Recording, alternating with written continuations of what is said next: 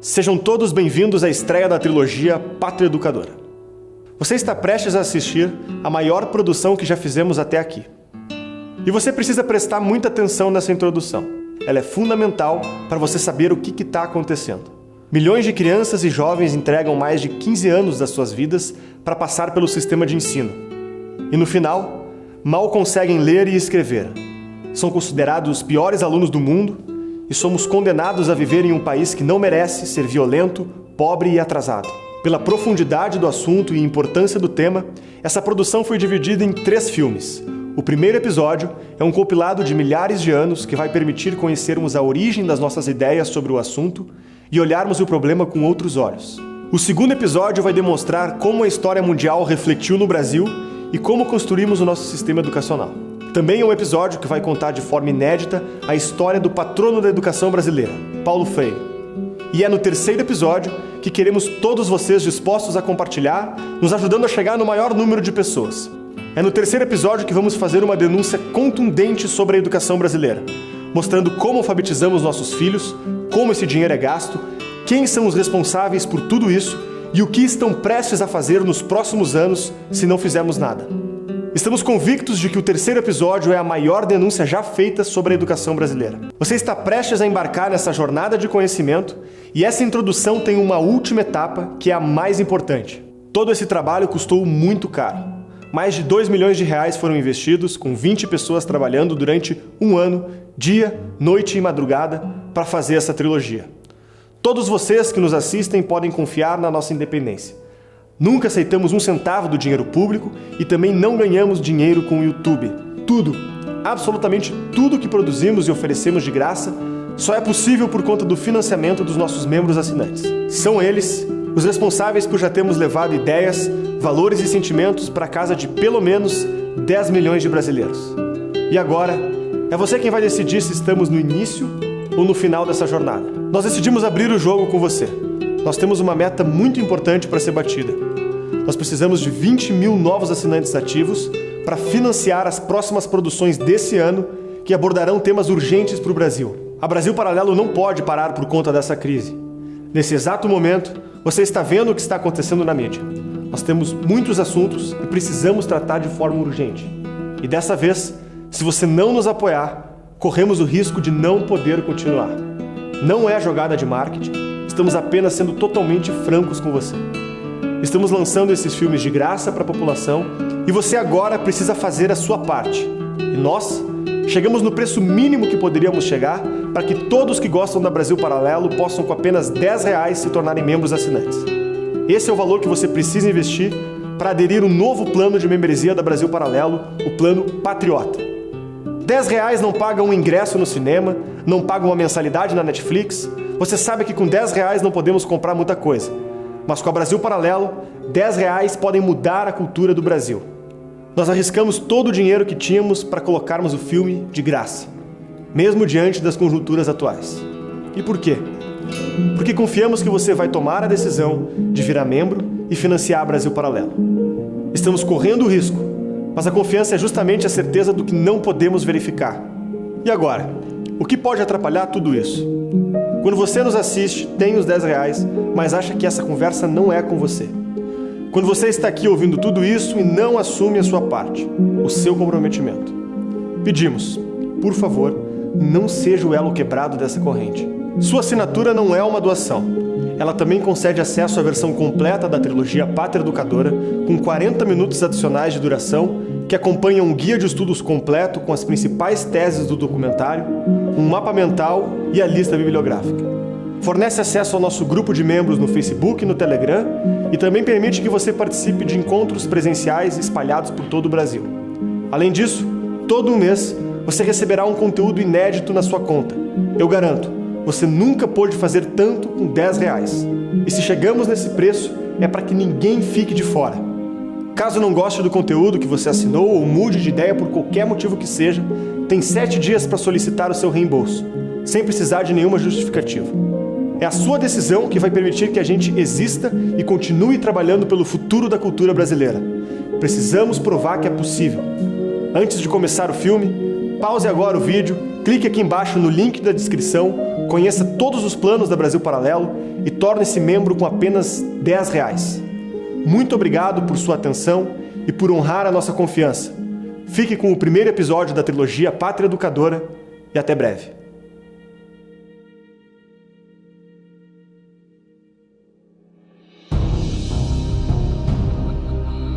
O sistema de avaliação educacional mais importante do mundo mostrou o Brasil estagnado há uma década entre os países com pior nível de aprendizado na educação básica. 4 em cada 10 estudantes brasileiros não conseguem aprender o básico, o mínimo. O Brasil aparece entre os países com o pior nível de aprendizado na educação básica. O Brasil não gasta pouco dinheiro com educação, gasta muito, gasta mais do que os países ricos. O Brasil também ficou bem abaixo da média, aqui no caso, atrás de todos os países avaliados na América do Sul.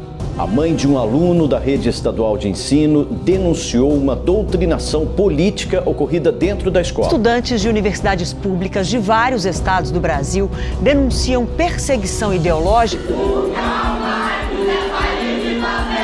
Gostaria agora de anunciar o novo lema do meu governo. Pátria Educadora. Pátria Educadora. Pátria Educadora. Pátria Educadora. Pátria Educadora. Pátria Educadora. Pátria Educadora. Pátria Educadora. Pátria Educadora. Pátria Educadora. Brasil, Pátria Educadora.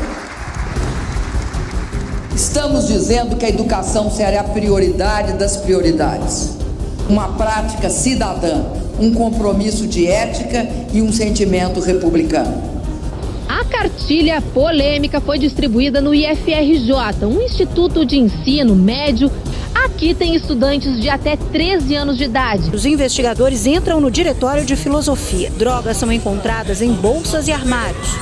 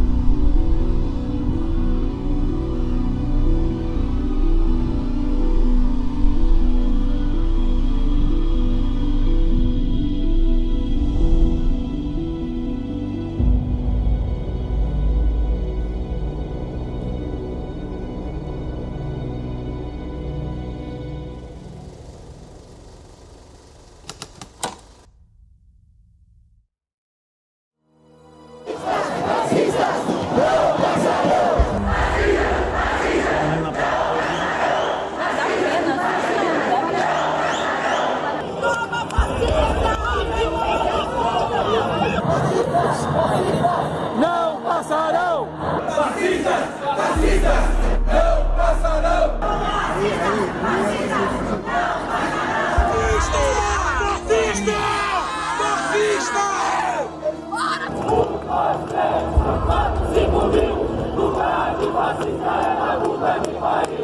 Contra o fascismo da fachada da Universidade Federal Fluminense em Niterói. Pouco antes do protesto no Rio, um incidente assustou quem assistia a uma aula pública sobre fascismo. Estamos nas ruas hoje para dizer que nós somos contra o fascismo.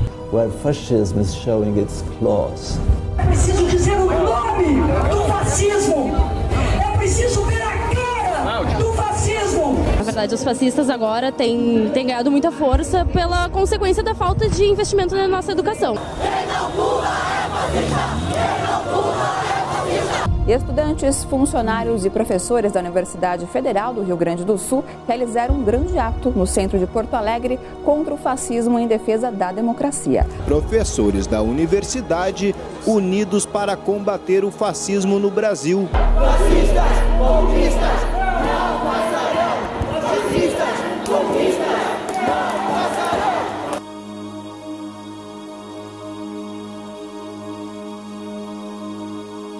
Fascistas, fascistas, não passarão!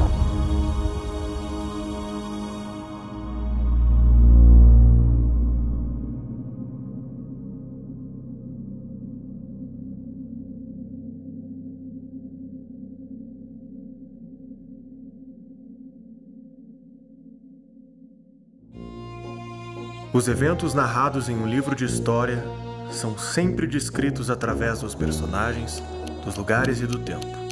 Mas o que às vezes parece faltar é o contexto, o como e o porquê desses eventos terem acontecido. Por muitas vezes, as leis e ideias que regem as nossas vidas têm origens que desconhecemos. A educação obrigatória é uma das ideias que surgiram em um tempo distante, mas que afeta a vida de quase toda a população mundial. O Brasil não é uma exceção.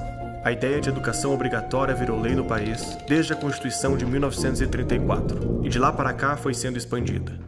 A Lei de Diretrizes e Bases da Educação estabelece que é dever do Estado garantir a educação básica, obrigatória e gratuita dos 4 aos 17 anos de idade. A mesma lei garante que os pais têm a obrigação de matricular as crianças assim que completarem 4 anos de idade. De outro lado, a educação compulsória também significa a obrigação do governo em atender a população com instituições de ensino previamente autorizadas para esta competência. Esse tipo de legislação cria uma série de outras leis acessórias para garantir o funcionamento desse sistema educacional, desde o ensino básico até a pós-graduação. Profissionais da área são previamente qualificados por um certificado aprovado pelo Estado. Grades curriculares, livros didáticos e orçamentos são definidos pelos políticos e organizações encarregadas. Se hoje em dia esse é o padrão da nossa sociedade, nem sempre foi assim. Conhecer a origem dessa história é o primeiro passo para debatermos a nossa educação.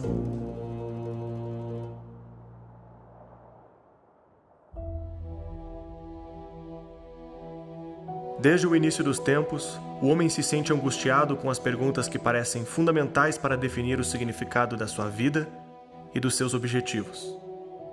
O que somos e onde estamos? A vontade de descobrir o mundo dá origem à palavra educação.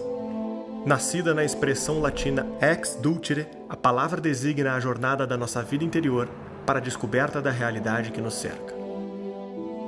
Não há civilização conhecida que tenha deixado de tentar se educar, utilizando o conhecimento como motor de sua história, de seus sonhos, costumes e objetivos. Educar-se é a capacidade de herdar o conhecimento da humanidade e tentar levá-lo adiante. É uma complexa corrente onde, em cada elo, ajudamos a construir a visão de mundo que temos e a forma que entendemos a nossa própria vida. Nos tempos antigos, a educação nasceu para buscarmos o que é a verdade. Pense nessa pergunta e no impacto que a resposta dela pode ter. O certo e o errado, o bem e o mal, os valores, os objetivos e os costumes de um povo estão ancorados na compreensão que a civilização tem dessa pergunta. A Grécia Antiga forjou seu nome na história por desenvolver algumas das primeiras formas de perseguir a ideia de verdade. Foi no começo da filosofia que metodificamos o nosso desejo de conhecer. Criamos as primeiras escolas, onde aqueles que eram tidos como os grandes sábios guiavam seus alunos para serem capazes de perseguir essa ousada ideia, reconhecer a verdade. Se você pegar na Grécia Antiga, boa parte dos aristocratas preferia confiar a educação da criança aos cuidados de um tutor. É onde havia justamente um tutor que você reconhecia como uma pessoa sábia, ou como uma pessoa que tinha conhecimentos especiais. Então você vê o exemplo de Alexandre Magno, né? Seu pai podia colocar ele numa escola e podia contratar alguém. Ele preferiu escolher o Aristóteles para ser o tutor.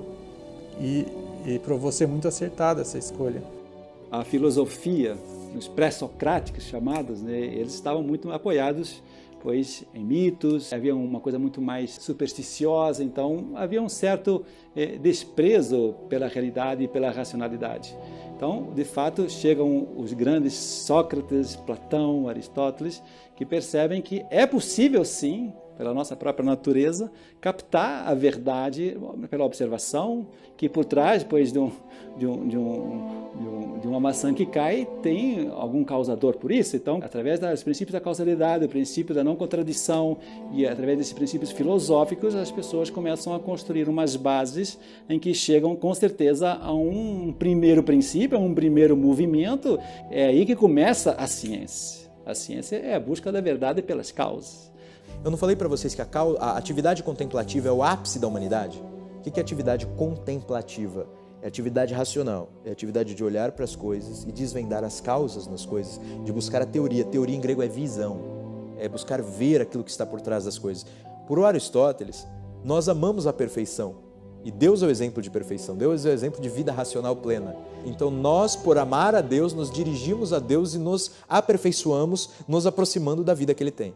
Essa educação que a gente diz assim, não, eu tenho que estudar porque eu quero ser médico, advogado, administrador, psiquiatra, psicólogo, não sei o quê. Não, isso aí já é uma coisa bastante nova, né? As ciências e as artes, elas começam a se desenvolver desde a antiguidade porque aquilo era necessário para formar uma pessoa livre. E essa visão de liberdade é a função principal da educação desde a Grécia Antiga. Não só a liberdade, primeiro a liberdade interior, a liberdade civil, a liberdade social, a liberdade da própria família, da minha cidade e por aí afora. O uso da razão para descobrir o mundo foi a herança da Grécia Antiga para as nossas vidas. Do outro lado do mapa, uma civilização perseguiu objetivos semelhantes de outra forma. No lugar onde hoje abriga Israel, foi inaugurada uma diferente interpretação de como investigar a verdade que nos acompanha até os dias de hoje. Foi com o profeta Abraão que a primeira civilização com a crença em um único Deus foi construída. A verdade chegava ao povo através do profeta, que a recebia direto de Deus e desfrutava da confiança de seu povo para comunicá-la.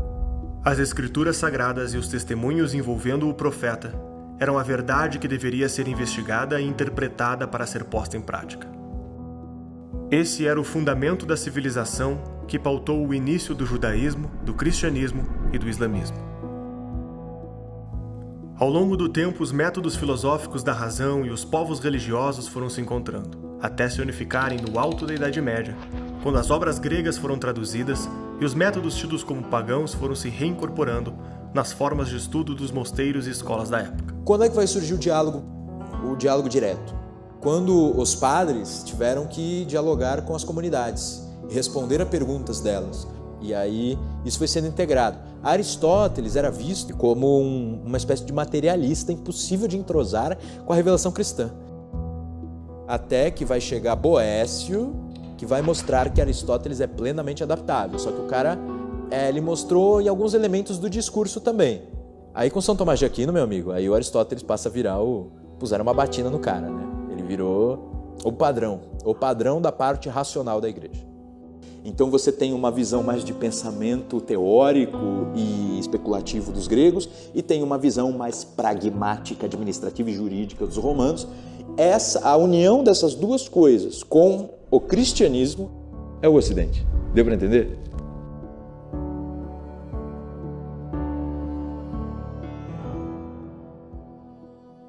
A busca pela verdade passou a ser o uso dos meios racionais para alcançar a melhor prática da vida boa anunciada pelo profeta. Foi nessa união que os métodos didáticos conhecidos como artes liberais foram desenvolvidos, um grupo de disciplinas para fornecer liberdade intelectual e espiritual para os indivíduos. As disciplinas eram divididas em 3 inferiores e 4 superiores.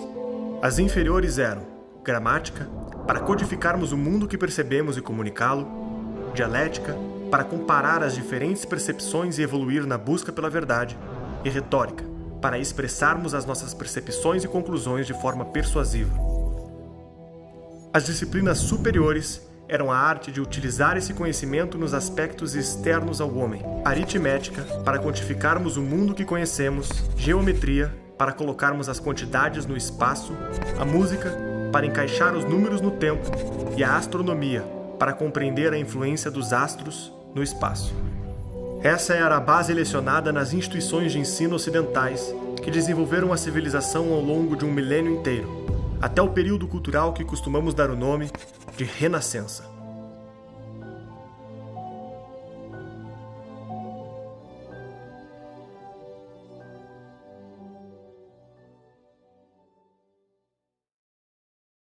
Essa base de ensino foi utilizada ao longo de toda a Idade Média. As instituições educacionais eram majoritariamente guiadas pela Igreja, diferente do ensino para o trabalho, que era guiado por mestres artesãos que ensinavam seus discípulos as técnicas de produção. Até aqui a educação não era universalizada e muito da vida de estudos era entendido como desnecessário para a maioria dos homens. É com Martinho Lutero que essa ideia mudaria para sempre. Pregadas na porta do castelo de Wittenberg, as 95 teses propostas por Martinho Lutero desafiavam a Igreja Católica Romana. Suas teses propunham uma discussão acadêmica sobre a autoridade do Papa e a venda de indulgências por membros da Igreja. Os Estados-nação que conhecemos hoje ainda não existiam, e a Europa era formada por centenas de pequenos reinos, ducados, principados e condados. E estes faziam parte de impérios maiores que se aglomeravam no guarda-chuva cultural da Igreja Católica Romana. O único fio condutor e a unção de tudo isso era dado pela Igreja Católica. Era a única coisa que juntava todos esses povos diversos e que ungia os proprietários de terra, que eram os duques e os príncipes. Qual era a contraposição? Você, como família reinante, você fazia um dote também para a igreja. Você tinha que doar um filho para a igreja, ou fazer dotes materiais, ou também jurar proteção em situações de guerra, obedecer também uma série de normas e bulas que vinham do Papa. Então você tinha uma troca ali. Caso contrário, ele estabelecia que, muito bem, olha, você resolveu se revoltar contra a igreja, você não está ungido pela igreja de ser o duque da sua região. Outros duques são legítimos de conclamar o seu território. Então defenda-se se você puder. Para disseminar suas ideias, Lutero traduz a Bíblia para o alemão falado pelo povo e se utiliza de um invento recente que estava mudando a história, a prensa de Gutenberg. Considerado o invento mais importante do segundo milênio, a prensa permitia a impressão de livros que antes só podiam ser copiados à mão.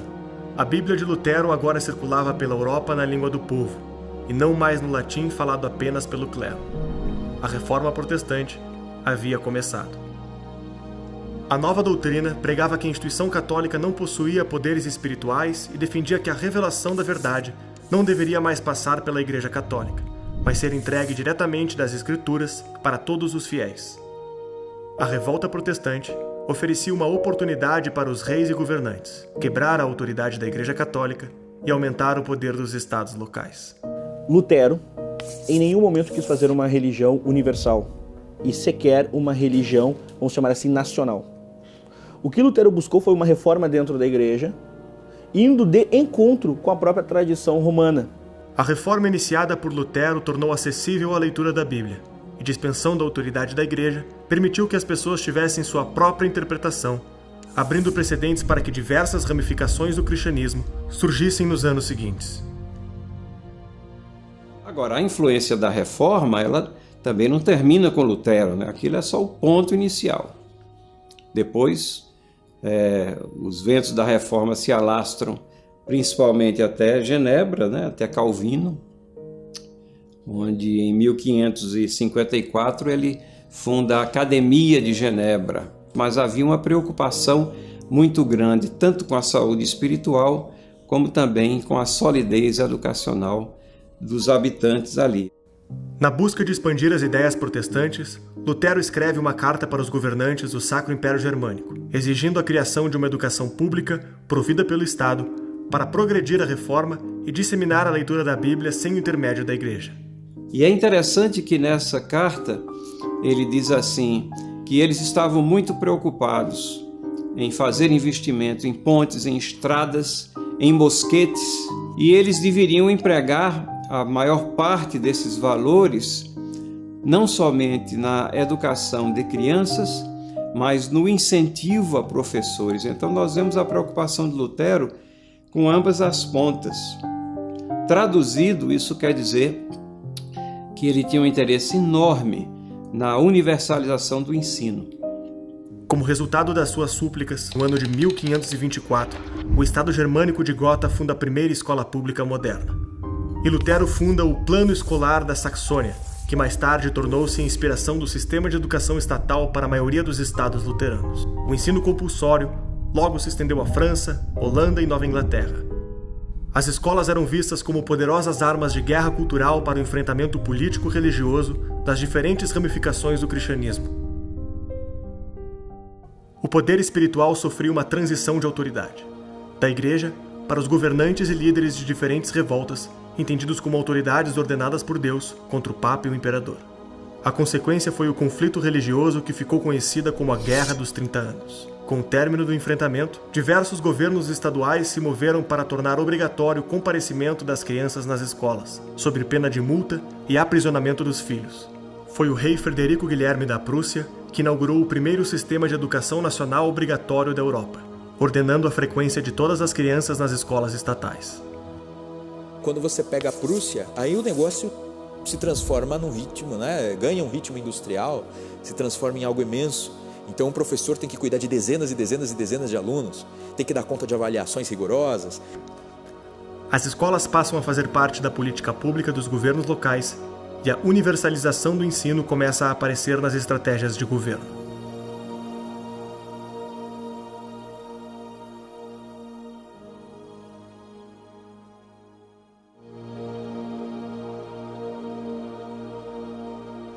As escolas começavam a ser submetidas aos governos locais, mas os objetivos e métodos continuavam semelhantes aos anteriores. A vida intelectual buscava a verdade, e essa verdade eram as escrituras sagradas.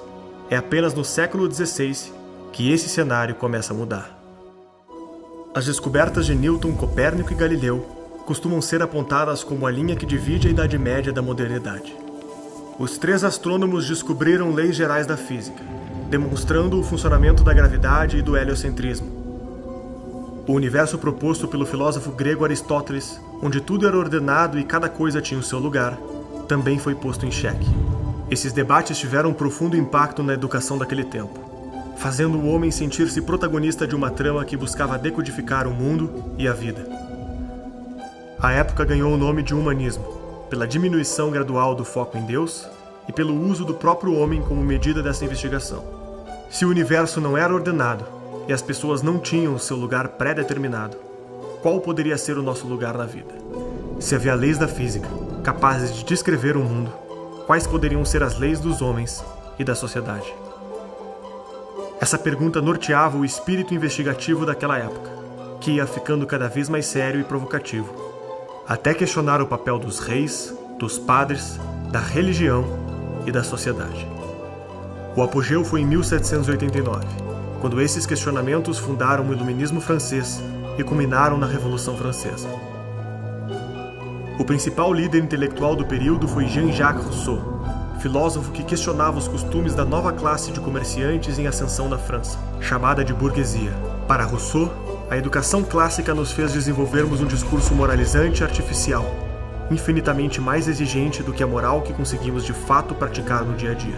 Como resultado, era criado um estado de cinismo e falsidade social, onde todos fingiam ter uma conduta moral que não tinham e ainda a cobravam dos outros. Isso o leva a crer que vivemos em uma sociedade falsa, moralista e apodrecida por discursos artificiais que pouco têm a ver com a vida humana. Tudo isso era perpetuado pela escola, onde os professores incutiam nas crianças padrões morais que a própria sociedade adulta não seguia, obrigando-as a serem falsas para se adequarem ao mundo. Daí a famosa frase: o homem nasce bom e a sociedade o corrompe.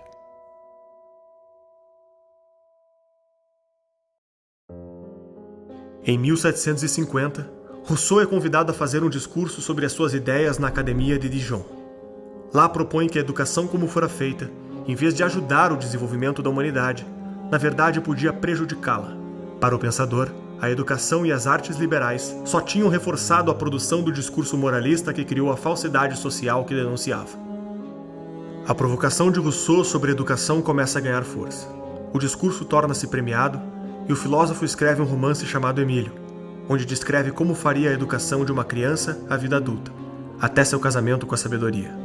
Esse é o livro responsável por expandir a interpretação do conceito de infância e adolescência. Transformar a infância em uma classe tinha o intuito de protegê-las dos adultos, corrompidos pela sociedade burguesa e moralista. Se em vez de transmitirmos nosso conteúdo, nossos hábitos e nossas crenças, apenas incentivássemos as crianças com métodos lúdicos a serem livres pensadores, elas poderiam romper com a sociedade corrupta em que nasciam. Quando a Revolução Francesa aconteceu, essa mentalidade foi absorvida pelo Estado revolucionário, que radicalizou a posição de Rousseau. O próprio Robespierre, líder revolucionário e ditador francês, admitiu ter o livro de Rousseau na cabeceira de sua cama. A ditadura francesa estabeleceu a instrução obrigatória para todos na Constituição e submeteu todas as escolas, públicas ou privadas, ao comando do governo. Ninguém podia abrir uma escola ou ensinar em público sem a licença da universidade oficial. As escolas estavam obrigadas a ensinar de forma apologética as ideias de Rousseau e aos líderes do governo revolucionário.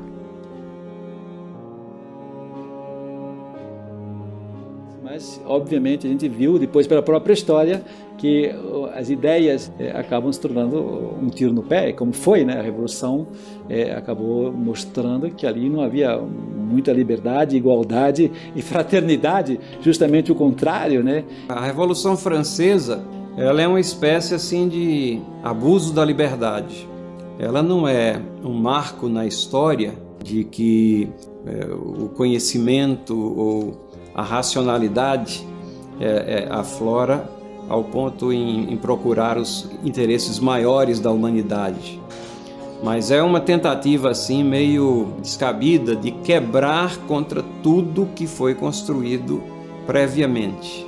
E o legado intelectual deixado pela Revolução Francesa, ela leva também a uma visão equivocada do que é governo, autoritarismo e tudo mais. Então, muitos bebem na Revolução Francesa como se fosse um poço de lucidez, quando na realidade ela representa uma cisterna de obscuridade. Entre em nosso site e saiba como ter acesso às entrevistas e cursos exclusivos. A partir de R$10 você já pode se tornar um membro da Brasil Paralelo. Contamos com você.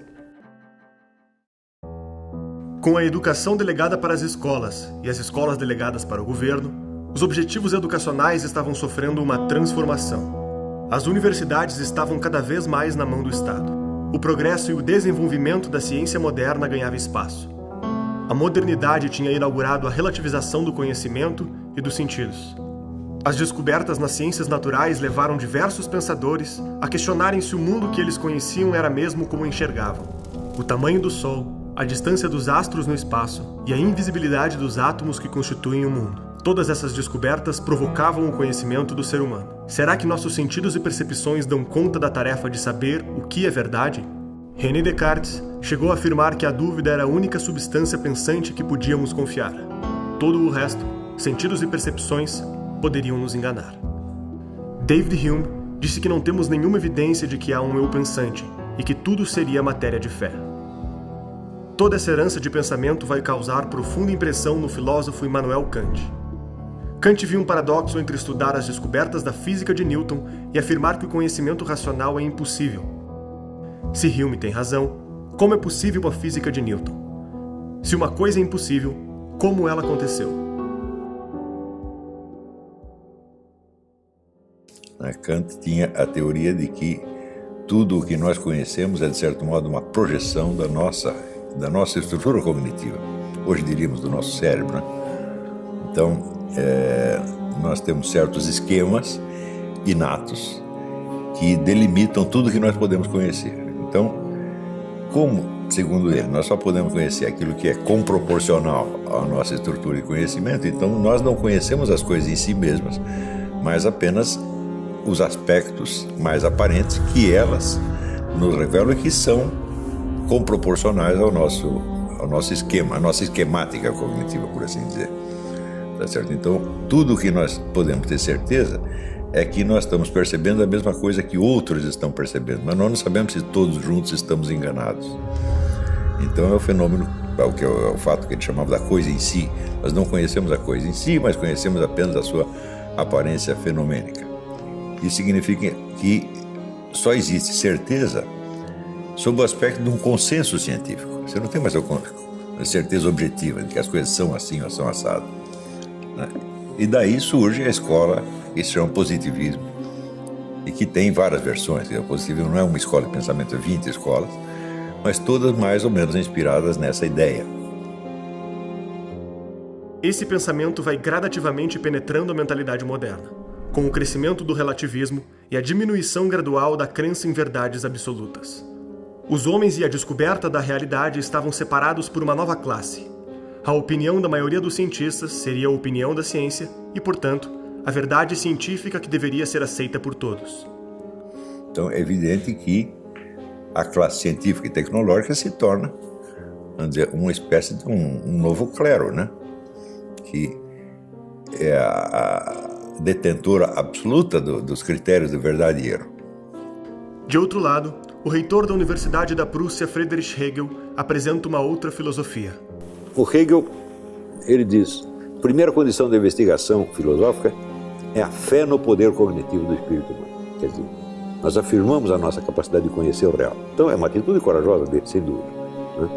Mas, com base nisso, ele acreditou que ele poderia conhecer, num só relance, num só golpe de vista, o movimento inteiro da história humana. Já é um exagero, evidentemente, né? É a Ganzheit, né? O conceito de totalidade. Cada um é esse pequeno tijolinho dentro desse grande sistema. E essa união dos tijolinhos que faz esse grande muro, que é a totalidade. O Estado é o único ente que consegue responder o porquê do ser humano e para que ele existe. E a sua dialética é aplicada à história, quer dizer, tudo é uma tese com uma antítese que vai virar uma síntese. Hegel acredita, sobretudo, que essa síntese suprema é essa formação do Estado moderno. O Estado moderno alemão é o grande ápice, é a apoteose da sua filosofia. Esse Estado moderno vai ser responsável pela universalização do ensino. Enquanto um lado defende não ter o conhecimento de nada, a não ser das aparências, o outro lado acredita já ter o conhecimento de tudo, sabendo onde a história vai terminar. Entre a tradição de Kant e Hegel, ficamos entre duas formas de conhecer o mundo. De um lado, delegamos a verdade para as mãos da classe científica e aceitamos a sua suposta maioria, e de outro, aceitamos que estamos vivendo rumo ao fim da história.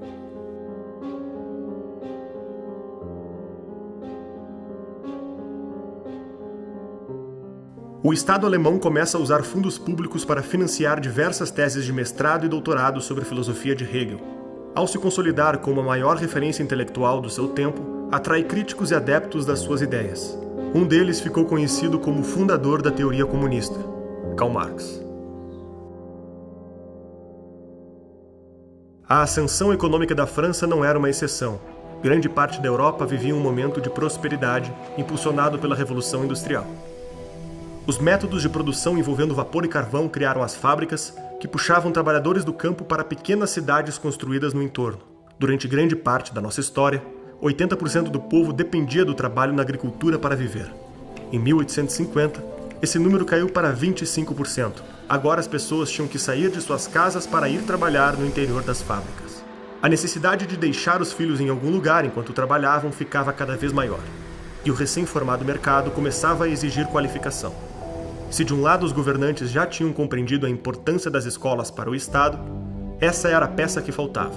O governo queria levar seus filhos para a sala de aula e os pais queriam entregá-los. Marx já viu o que é Revolução Industrial. É um pensador ultra-urbano, ao contrário dos românticos. Ele só enxerga as grandes cidades, as fábricas crescendo, a pobreza ali no Vale do Ruhr, o carvão, a degradação ambiental, assim por diante, as mulheres que têm que ir para a fábrica e colocar os seus filhos para trabalhar, assim por diante. E ele só enxerga a matéria, ele é um materialista de fato. A ênfase do Hegel era na dialética interna das ideias que se sucedem. E Karl Marx disse: a coisa não é bem isso, o que existe são modos de produção que se sucedem, portanto, estruturas sociais que se sucedem. Não é isso? Tem a comunidade primitiva, depois tem o escravismo, depois tem o feudalismo, depois tem o capitalismo, depois tem o socialismo. E o socialismo fecha, né, fecha o percurso. E ele vai dizer, o capitalismo é um desenvolvimento do feudalismo. Entre o feudalismo e o capitalismo, Marx prefere o capitalismo. Só que ele acha que essas relações de poder do capitalismo, mais-valia, luta de classes, assim por diante, alienação, assim que a massa deixar de ser alienada pela ideologia capitalista, ela automaticamente, naturalmente, inevitavelmente criará a revolução que vai acabar matando os patrões.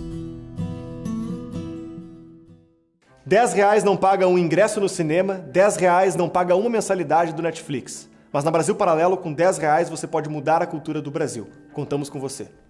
O século XX entrou para a história como um período de guerra entre grandes ideologias. As principais ideias do período são produtos da Revolução Francesa, gestadas dentro do lema liberdade, igualdade e fraternidade.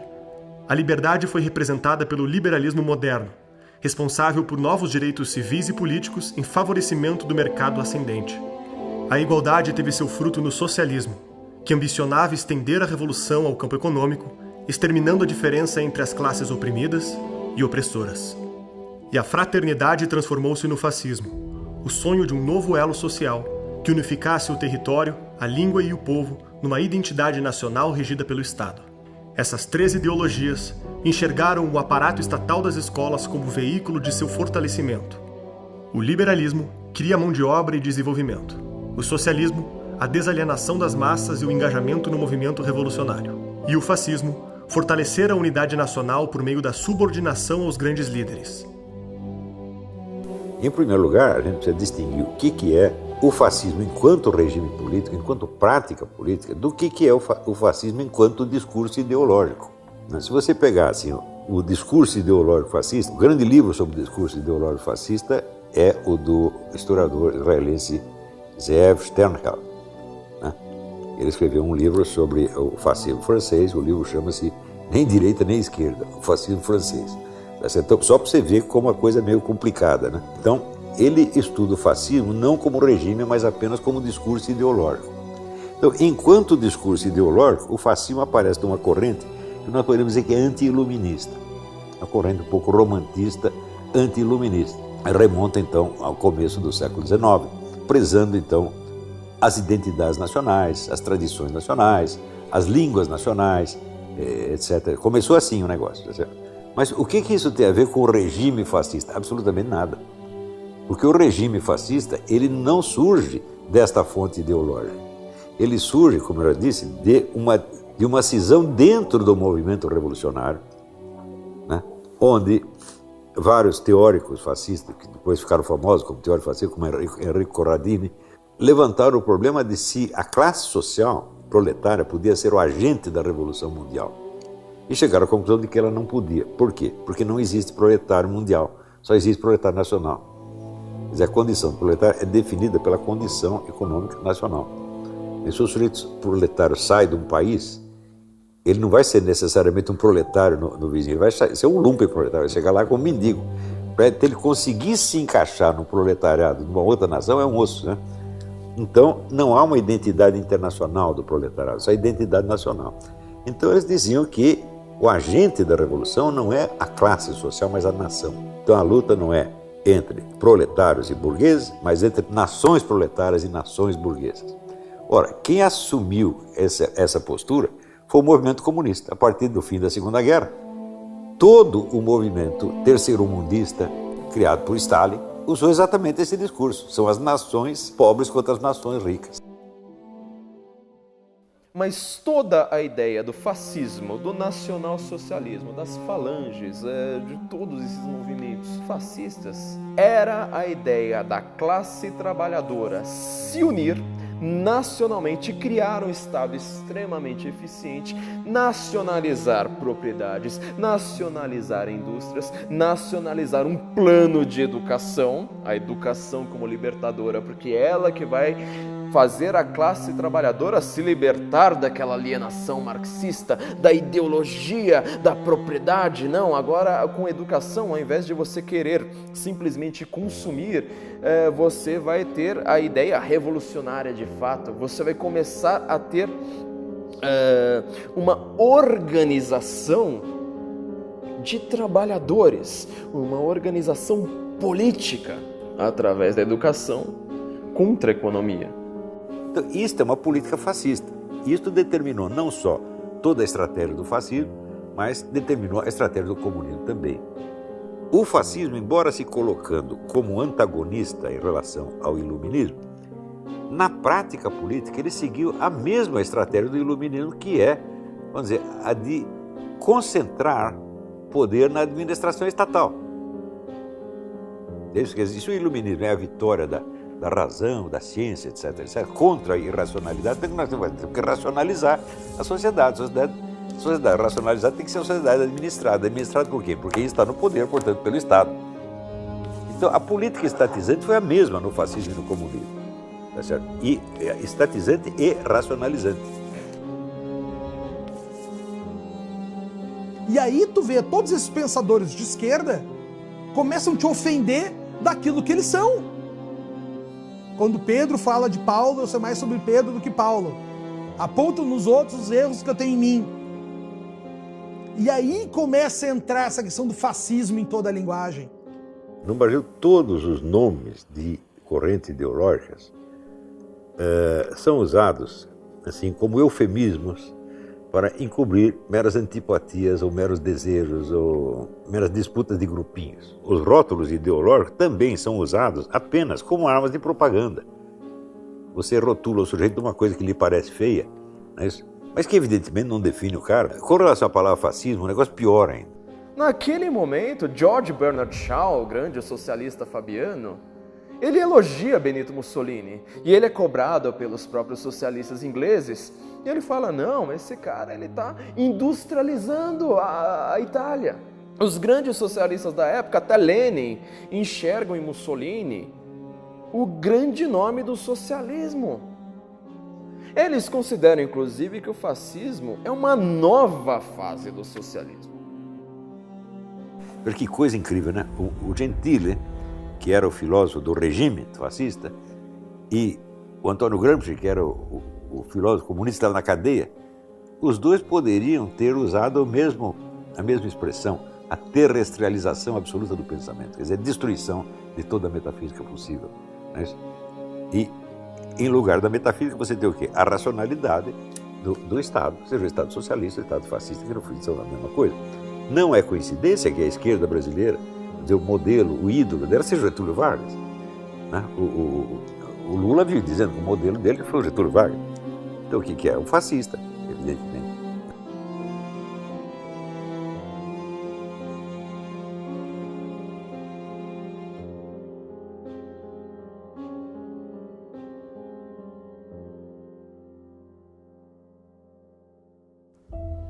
Cinco 5.000 anos fazendo a mesma pergunta. Quem somos e o que devemos fazer? Encontrar essa resposta sempre foi o nosso objetivo. Ao longo dos anos, as coisas mudaram e a pergunta foi sendo abafada. Silêncio após silêncio, o papel da educação foi reduzido ao do ensino, até nos tornarmos parte de uma vida que desconhecemos. Responsável por encaixar todos em uma grande engrenagem, a pátria educadora é a herança do século XX. O Brasil não foi exceção. Nos restou importar ideias que em breve entrariam em disputa.